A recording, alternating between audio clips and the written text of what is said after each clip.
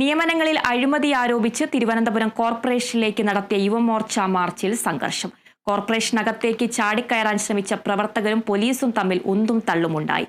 മേയറുടെ രാജി ആവശ്യപ്പെട്ട് നടന്ന മാർച്ചിന് പിന്തുണ നൽകി BJP കൗൺസിലർമാരും പാർട്ടി നേതാക്കളും എത്തി.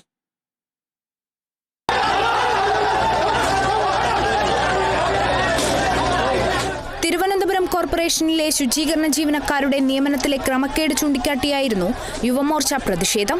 മേയർ ആര്യ രാജേന്ദ്രൻ രാജിവെക്കണമെന്ന് പ്രവർത്തകർ ആവശ്യപ്പെട്ടു.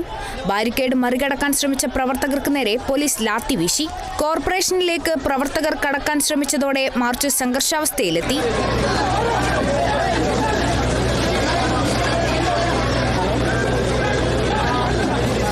മാർച്ചിന് പിന്തുണ നൽകി BJP കൗൺസിലർമാരും പാർട്ടി നേതാക്കളും എത്തി.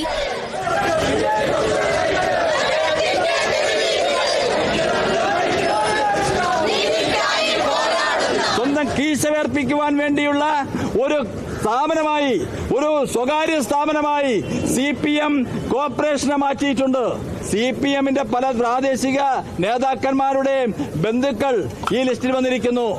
പ്രിയമുള്ളവരെ, ഇത് ആയിരക്കണക്കിന് യുവതീ യുവാക്കൾക്ക് തൊഴിലവസരങ്ങൾ നിഷേധിക്കുന്ന ഈ സമീപനം, ഇതിനെ ഒരിക്കലും ഭാരതീയ ജനതാ പാർട്ടി അനുവദിക്കുന്ന പ്രശ്നമേയില്ല. വിഷയത്തിൽ പ്രതിഷേധം ശക്തമാക്കാനാണ് BJP തീരുമാനം. അതിന്റെ ഭാഗമായി 19-ാം തീയതി കോർപ്പറേഷനു മുന്നിൽ BJP പ്രവർത്തകർ സത്യാഗ്രഹം ഇരിക്കും. Kerala vision news, Thiruvananthapuram.